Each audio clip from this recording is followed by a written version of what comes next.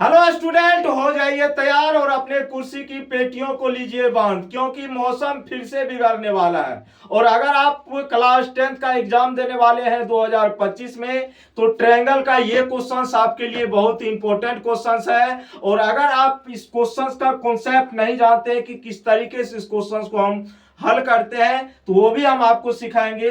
और बहुत सारे स्टूडेंट को ऐसा भी लग रहा होगा कि सर हम तो ट्रायंगल पढ़ लिए हैं, लेकिन पहली बार इस टाइप के क्वेश्चंस को पढ़ रहे हैं। तो भैया जी, आपको पढ़ाया नहीं गया है और ना ही ये कॉन्सेप्ट आपको सिखाया गया है। और कल के दिन अगर आपके एग्जाम में ये क्वेश्चंस पूछ दे तो आप किस तरीके से हल कीजिएगा। तो उससे पहले इस क्वेश्चंस के कॉन्सेप्ट को पढ़ लीजिए कि किस तरीके से हम लोग हल करते हैं। आइए पहले हम लोग क्वेश्चंस को पढ़ते हैं, उसके बाद ही हम लोग हल करेंगे। कहा गया एक त्रिभुज है आपका एबीसी, जिसमें एंगल ए का समद्विभाजक, कौन ए का समद्विभाजक एडी है। तो सबसे पहला काम स्टूडेंट हम यहाँ पे ये करेंगे, क्वेश्चंस के इंफॉर्मेशन को पढ़ेंगे, उसके बाद उसको हम लोग क्या करेंगे, लागू करने वाले हैं। तो इसमें ये कहा गया एक त्रिभुज है आपका एबीसी, तो हम यहाँ पे एक ट्रायंगल बना लिए जिसका नाम हमने रख दिया ए बी और सी। इतना काम कर लिया, आप कहेंगे सर बिल्कुल। और इसमें यह भी कहा गया है एंगल ए का समद्विभाजक, मतलब ये जो एंगल आपको दिख रहा है इसका समद्विभाजक क्या है, एडी है। क्या है भैया जी, एडी है। एंगल बाइसेक्टर का काम इतना होता है, कहने का सेंस कोण समद्विभाजक का काम इतना होता है, जिस भी कोण का हम लोग कोण समद्विभाजक खींचेंगे उसको दो बराबर भागों में क्या करेगा, विभक्त करेगा। तो भैया मेरे, हमने यहाँ पे एंगल ए का बाइसेक्टर खींचा है और ये कहां पे मिला है, डी पे यहाँ पे, और इसी का नाम क्या है, एडी है। ठीक है, तो अगर मान लो ये एंगल एक्स है तो ये भी आपका क्या हो जाएगा, एक्स हो जाएगा। ठीक है, लेकिन इससे हमें कोई लेना देना नहीं है, सिर्फ आपको ये समझना है कौन समद्विभाजक का काम होता है। किसी भी जिस भी कोण का हम लोग कौन समद्विभाजक खींचते हैं उस कोण को दो बराबर भागों में ये क्या करती है, विभक्त करती है। बस इतना ही इसका काम होता है। ठीक है, अब यहाँ पे आगे हम लोग बढ़ेंगे और यहाँ पे आपको 4 क्वेश्चंस दिख रहा होगा। ठीक है, इसमें से किन्हीं 2 क्वेश्चंस को हम हल करेंगे, उसके बाद जो 2 शेष क्वेश्चंस बच जाएंगे उसको आप लोग को हल करना है। 4 क्वेश्चंस दिख रहा है, बेहतरीन सा क्वेश्चंस है। और यही क्वेश्चंस ऐसा है जो कल के दिन आपके एग्जाम में पूछा भी जाएगा और अभी तक पूछा भी गया है। ठीक है, आपको कॉन्सेप्ट नहीं पता है इसका मतलब ये नहीं कि ये क्वेश्चंस पूछा ही नहीं जाएगा। कॉन्सेप्ट आपको सिखाया जाएगा तब तो आपको पता रहेगा ना। तो सबसे पहले हमने क्या किया, एक ट्रायंगल बनाया एबीसी, इसमें एंगल ए का बाइसेक्टर हमने खींचा जो डी पे आके मिला, और इसमें कहा भी गया है कौन ए का समद्विभाजक क्या है, एडी है। कोई दिक्कत, आप कहेंगे सर कोई दिक्कत नहीं है। और पहला नंबर क्वेश्चंस को पढ़ेंगे, इसमें कहा गया ए बी बराबर 6 सेंटीमीटर।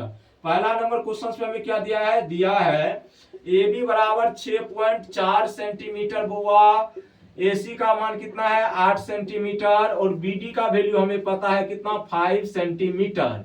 अब यहाँ पे एक बेहतरीन कॉन्सेप्ट का होना है यूज, अंतःकोण समद्विभाजक प्रमेय से। अंतःकोण समद्विभाजक प्रमेय से क्या होता है भैया जी, ये बताओ जरा सा। अंतःकोण समद्विभाजक प्रमेय अगर आप नहीं जानते हैं तो यकीन मानिए इस क्वेश्चंस को आप हल नहीं कर सकते हैं किसी भी हालात में। तो इसीलिए इस क्वेश्चंस को अगर आपको हल करना है तो अंतःकोण समद्विभाजक प्रमेय के बारे में आपको जानना पड़ेगा। अंतःकोण समद्विभाजक प्रमेय ये होता है भैया जी, जैसे यहाँ पे आपने ये एंगल ए का बाइसेक्टर क्या खींचा, एडी खींचा। ठीक है, तो यहाँ पे क्या होता है अंतःकोण समद्विभाजक प्रमेय, जैसे ये बाइसेक्टर खींचा ना आपने क्या, एडी, तो यहाँ पे ए बी का रेशियो, जैसे यहाँ पे देखो ए बी बट्टा ए सी का जो रेशियो होगा, ठीक है, वही रेशियो बी डी का डी सी के साथ होगा।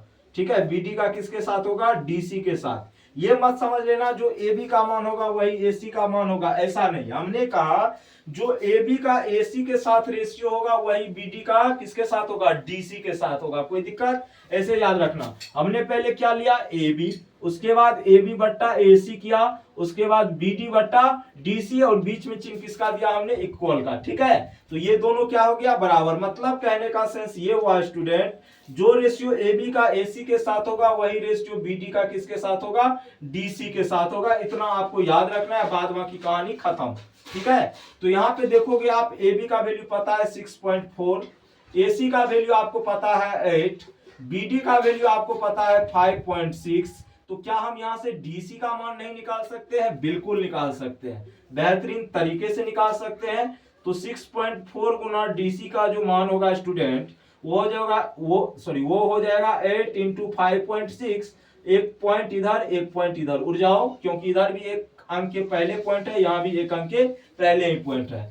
तो डीसी का जो मान होगा स्टूडेंट कितना हो जाएगा 8 इंटू 56, बाय में कितना हो जाएगा 64, क्योंकि इधर ये मल्टीप्लाई तो इधर डिवाइड में हो जाएगा। 8 64, 8 7 कितना 56। तो डीसी का वैल्यू यहाँ से कितना निकल के आया स्टूडेंट 7। कितना निकल के आया 7। कितना निकल के आया 7। तो यहाँ पे पहले नंबर क्वेश्चन का जो जवाब आ जाएगा स्टूडेंट कितना निकल के आएगा 7। ठीक है। उसी तरह आप दूसरे नंबर क्वेश्चंस को अगर आप देखेंगे, यहाँ पे कुछ भी नहीं करना है, सिर्फ डाटा को चेंज कर देना। हम दूसरे नंबर क्वेश्चंस को हल कर रहे हैं, अगर आपको नोट करना है तो आप नोट कर सकते हैं। दूसरा नंबर में ए बी बराबर 10 है, तो हम ए बी की जगह 10 रख देंगे। ए सी बराबर 14 है, तो यहाँ पे 14 रख देंगे। उसके बाद बी सी का वैल्यू 6 है, तो 6 रखेंगे और डी सी का मान निकाल लेंगे। तो भैया मेरे जरा सा ये बताओ, 10 गुना डी सी बराबर कितना 6 इंटू 14 होगा, बोलो हाँ या ना। ठीक है। और डीसी का मुझे मान निकालना है, तो 6 इंटू 14 बट्टे कर दो 10। 14 छाका कितना होता है 84। कितना होता है 84, और बट्टे में कितना हो जाएगा 10। इसको पॉइंट में बदल दो तो 8.4 centimetre is the right answer. तो ये था आपके क्वेश्चन नंबर 2 का जवाब। इससे पहले हमने बताया क्वेश्चन नंबर 1 को, और किस तरीके से इस क्वेश्चन को हम लोग हल करते हैं उसके बारे में आपको बेहतरीन तरीके से हमने बता दिया। और ये कॉन्सेप्ट आपको पता होनी चाहिए अगर आप क्लास 10th का एग्जाम देने वाले हैं तो। और नहीं जानते हैं वो अलग की बात है, उसका भी अलग सॉल्यूशन है। सॉल्यूशन था तब तो आया, अभी ना सॉल्यूशन नहीं रहता तो नहीं आता, कोई दिक्कत नहीं है। लेकिन जहां आप पढ़ते हैं कहीं को वहां पूछिए जाकर के कि क्यों नहीं पढ़ाया गया आपको। ठीक है। 100% इसकी हम गारंटी देते हैं नहीं पढ़ाया हुआ। ये गलती आपकी नहीं है, गलती आपके नॉलेज का है, और आप जिसे चूज करते हैं उसका गलती है। ठीक है।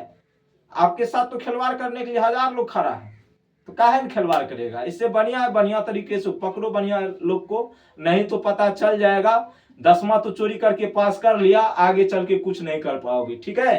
तो बाय बाय, टेक केयर, जय हिंद, जय भारत।